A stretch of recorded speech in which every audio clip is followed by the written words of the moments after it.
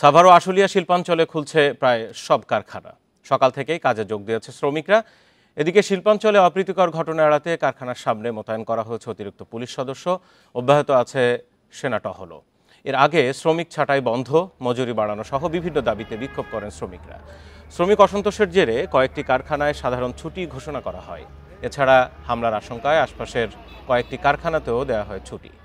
শিল্প পরিবেশ স্বাভাবিক রাখতে সরকারি নির্দেশনায় শিল্পাঞ্চলে শুরু হয় যৌথ অভিযান। জোরদার করা হয় শিল্পাঞ্চলের নিরাপত্তা।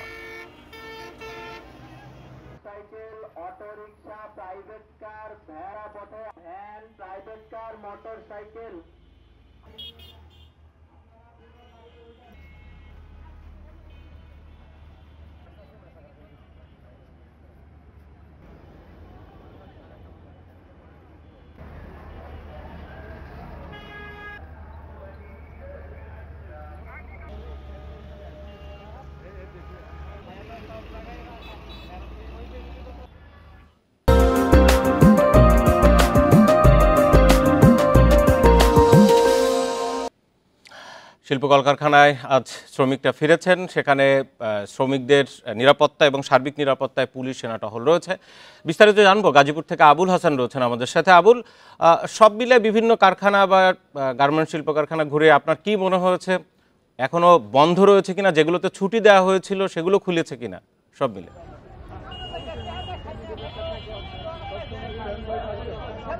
দেখুন, আমি সকাল থেকে যে খবরটি পেয়েছি, আজকে অধিকাংশ কারখানায় কিন্তু খোলা রয়েছে এবং সবগুলো কারখানাতে এখন তার যে কর্মচাঞ্চল্য সেটি ফিরে এসেছে এবং শ্রমিকরা সকাল থেকে এইসব কারখানায় কিন্তু বিভিন্ন সেকশনে কাজ করে যাচ্ছেন। আমি শিল্প পুলিশের একজন কর্মকর্তার সঙ্গে কথা বলেছিলাম।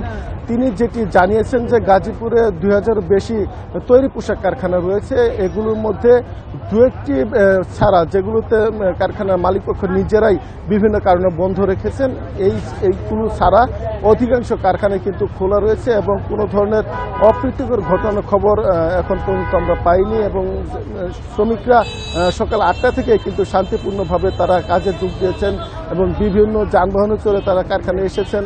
এছাড়া নিরাপত্তায় কারখানার নিজস্ব নিরাপত্তা কর্মী তারা কিন্তু এখানে তৎপরতা আমরা দেখতে পেয়েছি সকাল থেকেই। আর এর আগে যে আন্দোলন ছিল, যে চাকরি প্রত্যাশী বিভিন্ন ব্যানারে তারা আন্দোলন করেছিলেন, সেই আন্দোলনের নেতাকর্মী বা তাদের সংগঠনের কাউকে কিন্তু আজকে আমরা দেখতে পাইনি। মোটা দাগে বলা চলে যে কারখানায় কয়েকদিন আগেও যে বিশৃঙ্খলা ছিল, অপ্রীতিকর ঘটনা ছিল, সেগুলো কিন্তু আজকে নেই।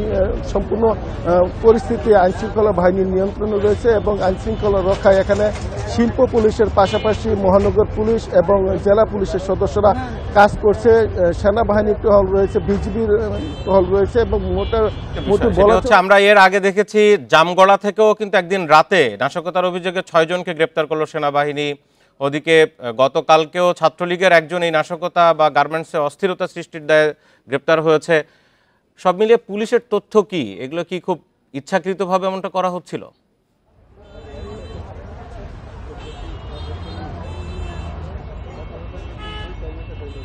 দেখুন, আশুলিয়ার যে ঘটনাটি, এটি গাজীপুর থেকে কিন্তু সম্পূর্ণ বিপরীত। আমরা যেটি দেখেছি যে আসলে কিন্তু বিভিন্ন সময় বিশৃঙ্খল হয়েছে, বিভিন্ন কারখানা ছুটি ঘোষণা করতে বাধ্য হয়েছে এবং অস্থিতিশীল পরিবেশ তৈরি করার অভিযোগে কিন্তু বিভিন্ন সময় আইনশৃঙ্খলা বাহিনীর হাতে অনেকেই আটক হয়েছেন।